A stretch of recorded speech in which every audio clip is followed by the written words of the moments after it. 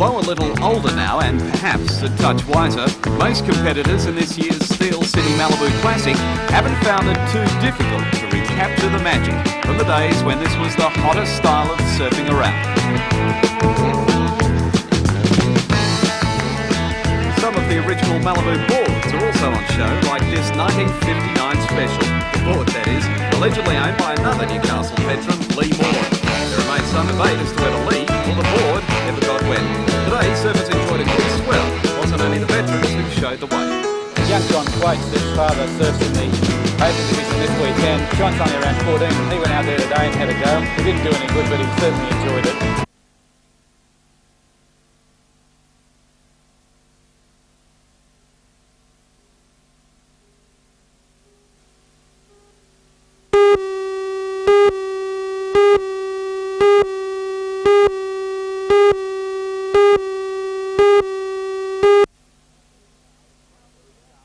Three car was one of the riders who opened the season in fine style. As he won the Derby point score, he got 11 from a possible 15 over the 3 rounds by just 3 points from local drivers Ralph Ranger in the Pep Parts entry and Graham Cowboy Lilford racing the number 2 of the Hall Racing team. With the Americans Ray Godsey, Rodney Combs, Donnie Moran and new boy Billy Joe Proctor due just after Christmas, the battle for test places has already begun.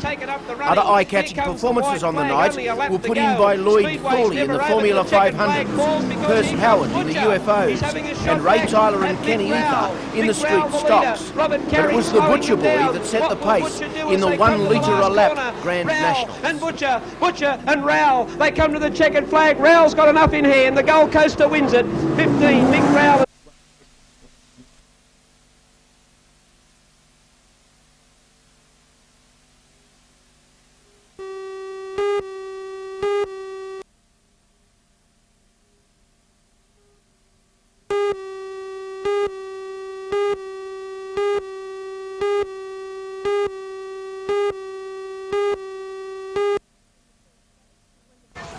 When the first boat pulled in for the 4 o'clock weigh-in, a crowd of over 100 spectators had gathered on the shores of Swansea Channel.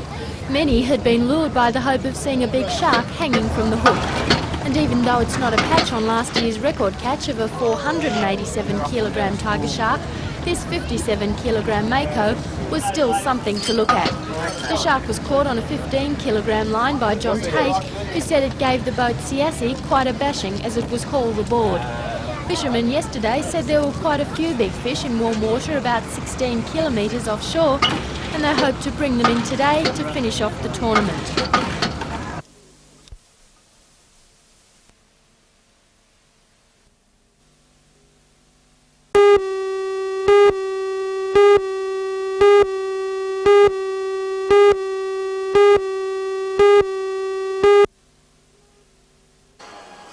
The Cathedral Hall was transformed into an Aladdin's cave of treasures by jewellers J.A. Page Proprietary Limited of Newcastle.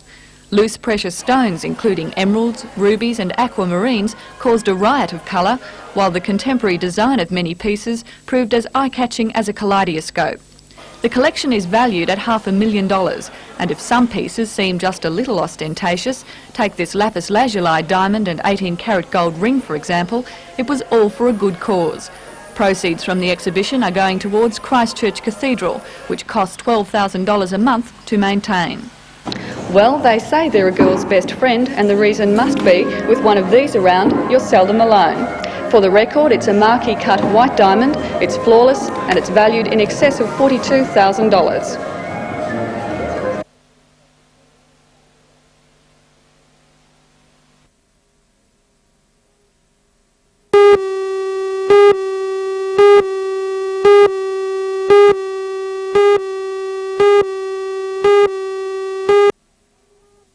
Murrurundi Shire Council believes the Upper Hunter is largely ignored by the Tourist Authority, and it holds this map up as an example of that neglect. It was published in a special tourism supplement of the Hunter Valley in the Newcastle Herald on the 23rd of September, and it does not show Murrurundi or Merriwa. The supplement was authorised by the Tourist Authority.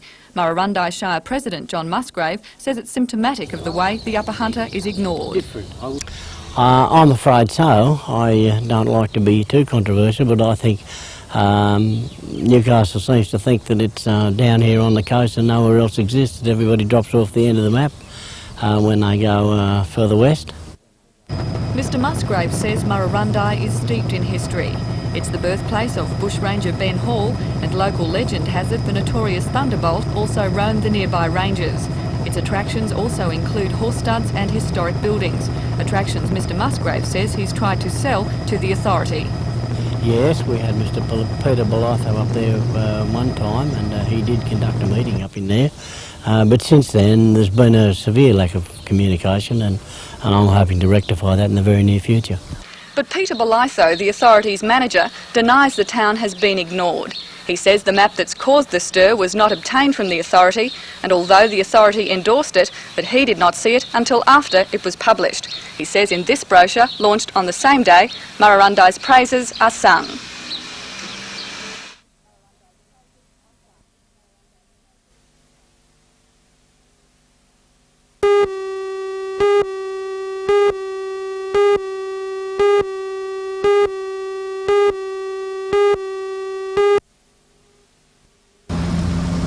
Police say the driver of the tanker was travelling north along Bridges Road before approaching the roundabout at Carnley Avenue. It was then that the tanker carrying a load of yeast toppled over on its side, causing the front carriage to mount the median strip. The force of the impact crushed the side of the tanker and diesel spilled out on the road. Traffic was diverted as tow trucks attempted to right the tanker. Its driver suffered slight head injuries and a sprained ankle. At this stage, police believe no other vehicle was involved in the accident.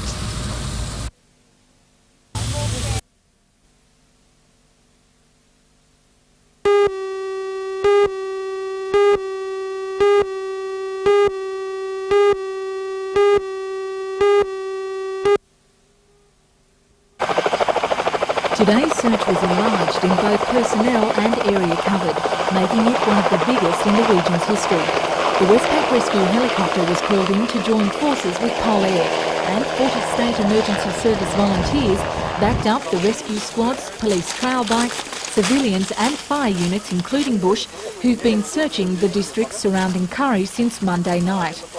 Police were called in when the 65-year-old man hadn't returned home from a regular trail bike expedition. Today the search was extended to cover 120 square kilometres, down to Abernathy in the south and east to the Butteye district. The missing man is believed to suffer from angina, a heart condition that needs constant medication. I'm still confident that we will eventually find him. It's a question of time. Are you concerned for his safety? Naturally I'm concerned for his safety, very much so. But the problem is intensified here because of his heart condition. That's quite correct, and also intensified by the fact that we haven't been able to locate even the motorbike at this stage. It leads me to believe that perhaps he may have gone down into a subsidence area that's never been there before and he knew nothing about. The disappearance of William Foster remains a mystery to police. The full-scale search, which has involved nearly 100 personnel, will continue tomorrow, but will be scaled down to only available police.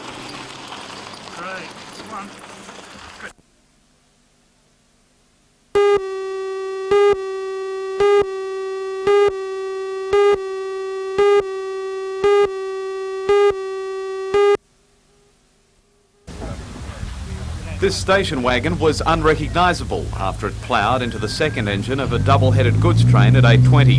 The train was on its way from Broadmeadow to Taree when the accident happened.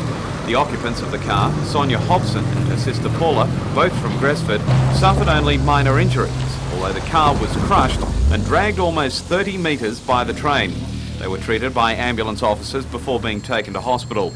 The State Rail Authority is investigating the cause of the collision. At this stage, it appears the signals on the level crossing were operating. The line is now clear and train services are returning to schedule.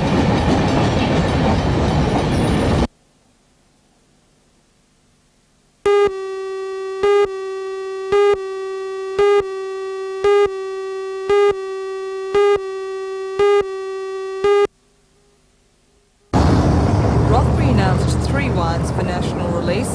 They are the Cara Chardonnay, the Hunter Chardonnay and the Hunter Valley Hermitage. The chairman of the board at Rothbury, Len Evans, says this is another step towards rationalising the estate, a 3-year process that has been long and sometimes painful. What's changed is a great rationalisation program. We've lifted up 400 acres of vineyard, which has been a great tragedy as far as I was concerned. But, you know, Shiraz, which was only growing a tonne an acre, is not supported. You don't get the price, or it was costing over $1,000 an acre to grow a tonne of Shiraz, and we were getting $300 a tonne equivalent for it. A very good way to bankruptcy. So we've rationalised vineyard, we've rationalised our approach. Our prices are still very fair as far as the consumer's concerned, but we've become now very much a business, if you like, a business which actually works right from the vineyard, right through the operation to the final product to the customer. And anything which doesn't pay, anything which I used to do in the old days, I'd say, oh, well, everyone will understand how great this is and they'll all gather around and they'll support us. Well, if we don't do that anymore, so that we're a very pragmatic operation.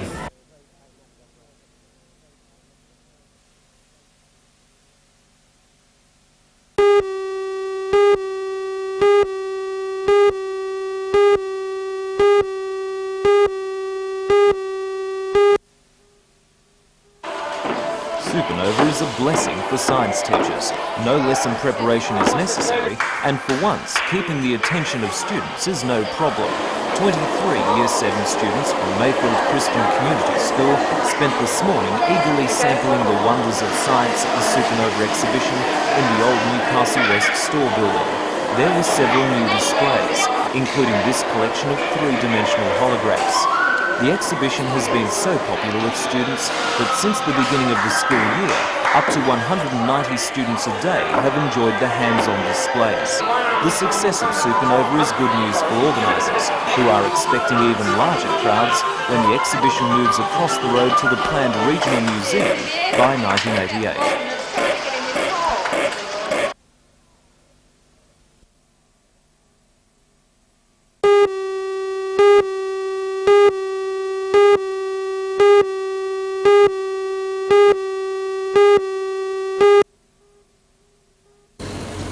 The development application to go before council next week will change the face and the image of the city. The project will include a 200-bed international hotel, complete with a swimming pool, tennis court and a restaurant, a 12-storey office block in Hunter Street and an 8-storey office block on the corner of Derby and King Streets. Negotiations are underway for the King Street block, which will be the same height as the council administration building, to be leased to the federal government to house the taxation office. In the last budget, the government announced that it didn't have sufficient funds to build a Commonwealth office block in Newcastle. But a spokesman for the Minister for Administrative Services, Tom Uren, says that leasing could be an alternative to the problem. One of the major considerations facing the council is the shortage of parking. In its application, the developers, Tavaland Proprietary Limited, has only allowed 582 car parking spaces for the whole development, which falls some 188 short of the council's requirements. But the Lord Mayor, John McNaughton, says this problem is not insurmountable. No, I'm certain it's not insurmountable. The developers have told us that the parking they have provided is adequate for the purpose because of the different times of the day that the various peaks will occur in parking requirements. We've asked them to document that and convince us that that is correct.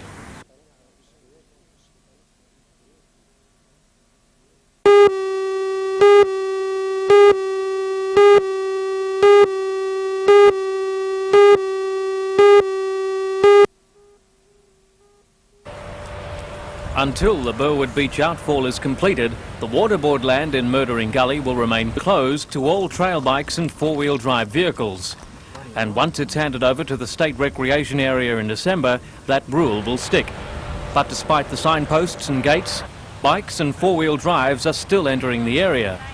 The recently appointed park manager, Susan Morrison, says they're undoing the good work being carried out by the Soil Conservation Service. Well, the Soil Conservation Service and the Water Board have had continuing problems with trail bikes getting access to areas that they're trying to close off for rehabilitation. So work that they're doing during the week is being undone over a weekend? Well, that's possible, yes. Evidence of the bad erosion problem is everywhere. The repair work being carried out seems to be working. But Richard Face has called for the work to be stopped unless something can be done about the policing of the area. He wants the police trail bike squads back in operation, particularly at weekends. But he's been getting no sympathy from the police hierarchy. Well, the thing is that the police in the last 18 months have had a direction from government and from their superiors to have a high visible profile on the highways of this state in regard to the road toll. Now that's very commendable, but at the same time they've neglected these areas with regard to their trail bike squads. The fact is that now people think that they can do what they like, where they like and how they like, and just because you've got one particular facet of duty, you don't ignore completely other facets of it. And I'm certain when it's put to the Minister of Police in that light that there's government expenditure being eroded here, and also the Minister for Planning and Environment and the Minister for Natural Resources, who have the ministerial authority over this particular area, that they'll see sanity and reinstate them here to deal with that irresponsible element that just want to continue to do what they want to do rather than comply with the laws of the land.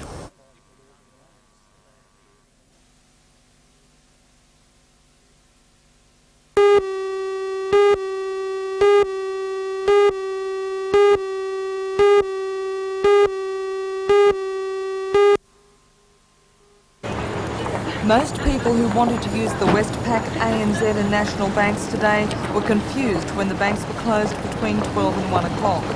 It was a one-hour protest over what the union claims is the bank's passing on of the fringe benefits tax to the workers.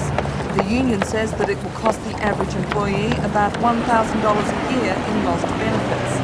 One bank, Westpac, claims that it too will have to pay out some $30 million if the tax is introduced.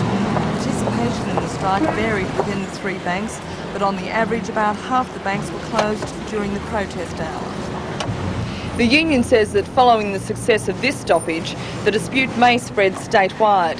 If that fails, the workers may push for a wage rise, which would put additional pressure on the Prices and Income Accord.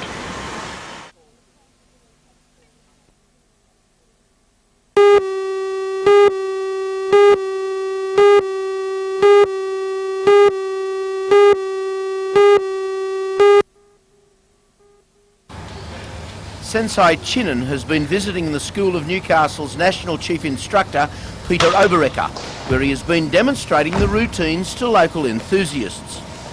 These routines may look to have little purpose to the untrained eye, but they do mean something when put into practice, as we see here with the two experts.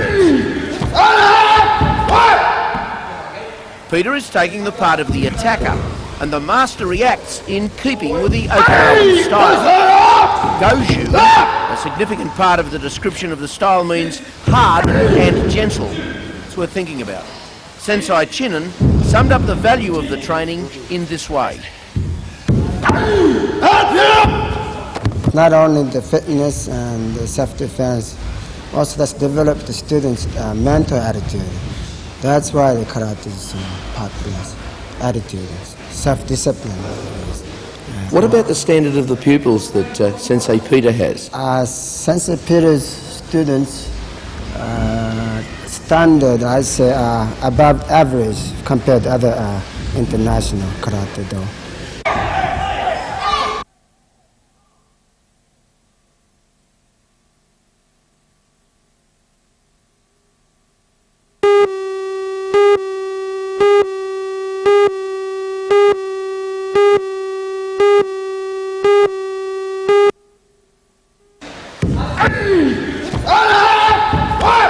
How would you like to meet someone this highly trained in an aggressive mood? You might fancy yourself as being self-reliant in any situation. With a guy like this, you wouldn't fancy yourself for long. But fear not, as you don't find the trained martial arts people to be aggressive, as part of the sport is also about self-discipline, and full-blooded contact would only be used in extreme circumstances. To be this highly trained takes years. In fact, local sensei, or teacher, Peter Oberecker, has been in full training for 25 years. It starts here learning the routines, a learning process that takes you through the coloured belts to the black of the highest grade. Then they say you start learning. It's a way of life to these masters of the art. This form is Okinawan Goju-ryu and is just one of some 50 legitimate forms worldwide. Goju, the significant part of the description, means hard and gentle, meaning, I guess, that it requires brains as well as brawn. It's a sport, if you like, for the young and the not so young, and for both sexes. Some people start with the idea of being able to look after themselves, but it soon becomes more than that, as it's good for the soul, as Sensei Turo Chinen, the world number 2 and the chief instructor of the United States, explains. It's not only the fitness and the self-defense, also that's developed the students' mental attitude. That's why the karate is popular. Attitude, self-discipline. Newcastle boasts the national chief instructor of the style in Peter Oberecker, and the local students are in good hands. Sensei Peter's students standard, I say, above average compared to other international karate do. You spend your time in America these days? Yes, since 1969. Right. How many people do this form of martial arts in America? Millions. Millions, yes. One thing I do know is 1960 was a kind of change in the year. It used to be the population judo was very high in America, but now karate practitioners are 2 times, 3 times more than the judo practitioners. Right. It doesn't mean quality, right? Still got a long way to go, but population-wise, it seems to be regarded as a sport now that's becoming more and more popular right throughout the world. Is that right? Yes, that's right. Yes.